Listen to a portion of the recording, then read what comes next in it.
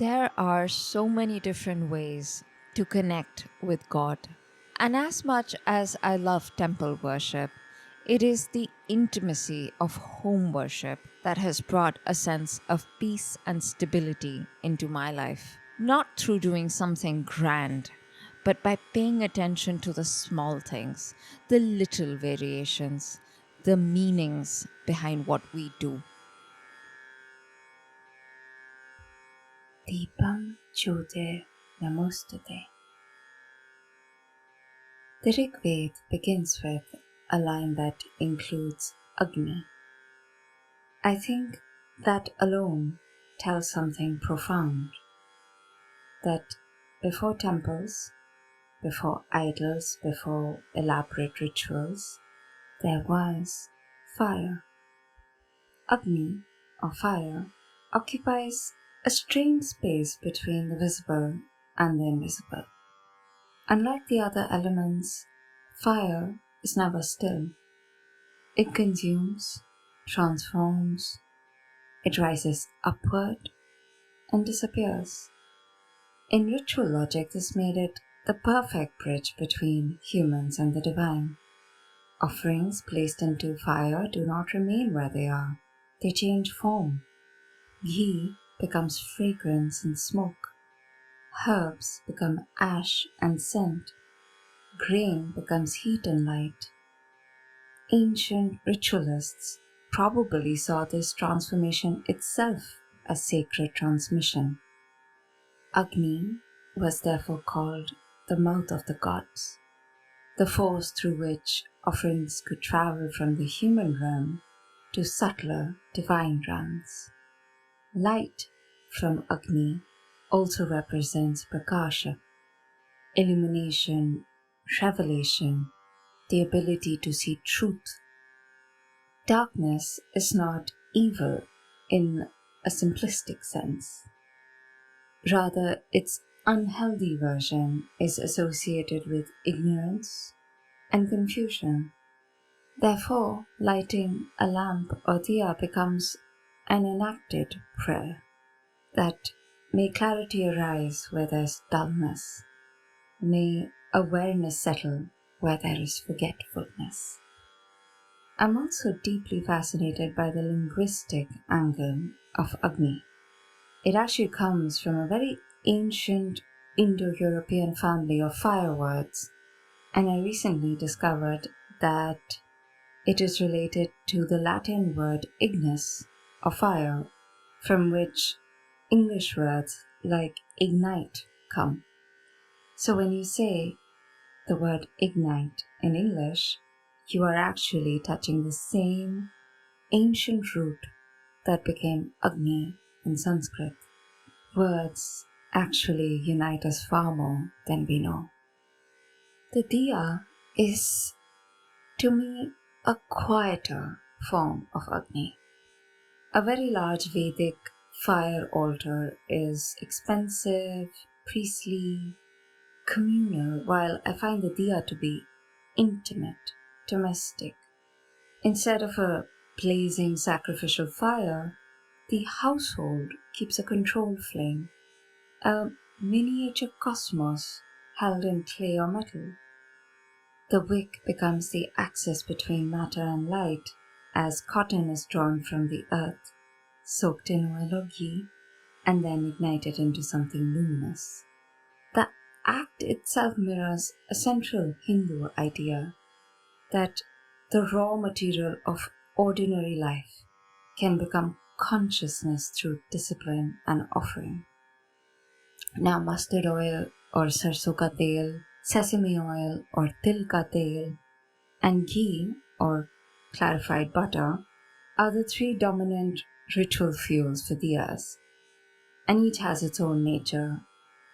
I've spent some time observing it, and I find that mustard gives a much darker, sharper flame. It does create a feeling of protectiveness, and I think it aligns with the kind of deities we associate with mustard oil, those that are connected to destruction of negativity, karmic discipline, endurance, or fierceness, Shakti. Sesame oil, on the other hand, burns steadily, and I find the flame is a little bit on the quieter side, but is still much more present than the ghee flame. Sesame oil to me is very meditative. Ghee produces a much softer golden flame, and I can actually feel it being linked to nourishment, prosperity, auspiciousness, festivities. Over time, these oils survive not only because of symbolism, but because each genuinely alters the sensory and emotional architecture of your prayer room.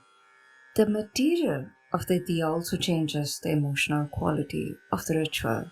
That's what I've come to realize, that the vessel is not neutral, but also part of the emotional language of puja. A clay diya feels temporary and alive. It absorbs the oil, it blackens very unevenly, and it ages quickly. I feel it invokes a sense of impermanence and humility, coming as it does directly from Dharti herself.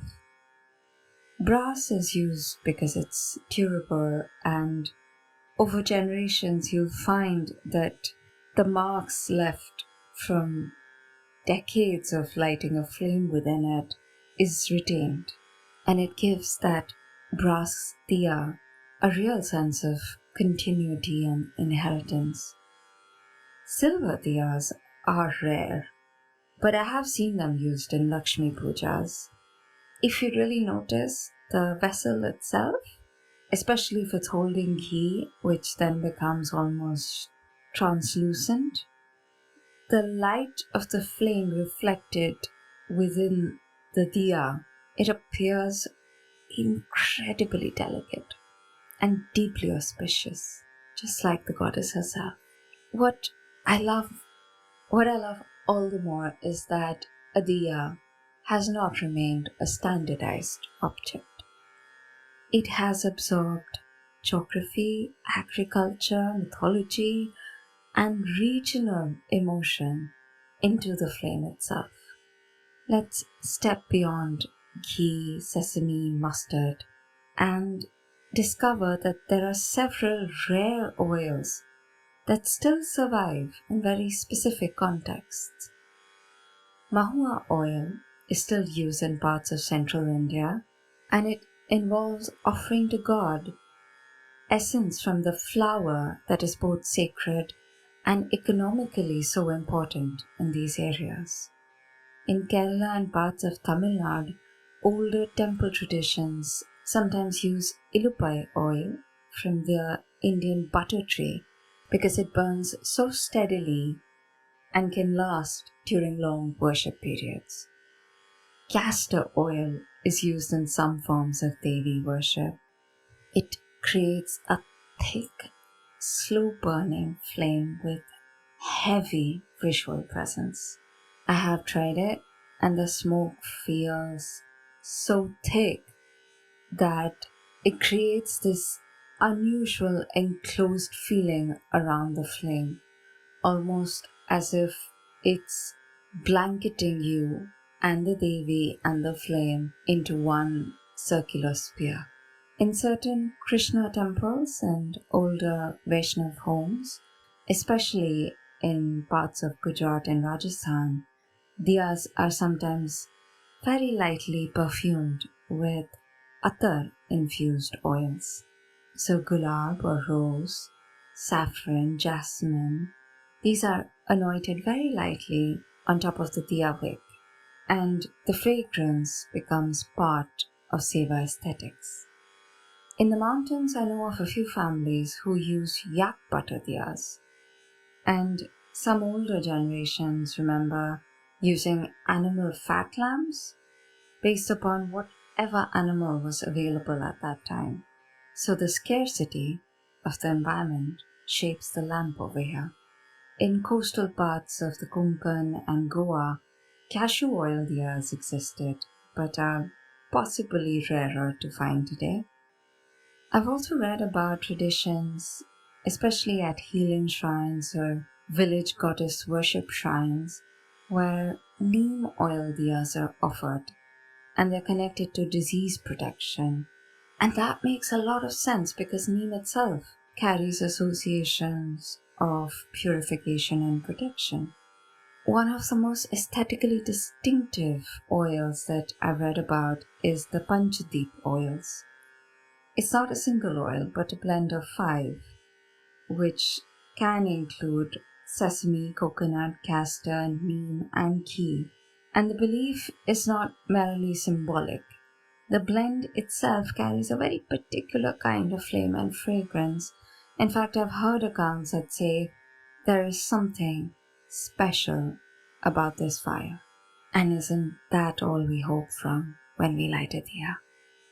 Pictures of village shrines in central India also show diyas made out of seed pods or wood cavities.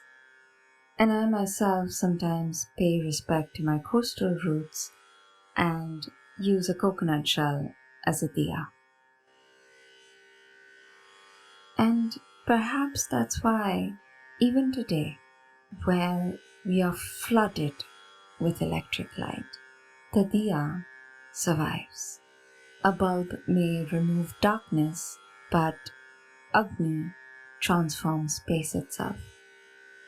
It turns a room, however ordinary, into a place of presence, memory, and prayer. Join me in the next episode as I keep exploring these small, everyday ritual insights and what we can actually do with them.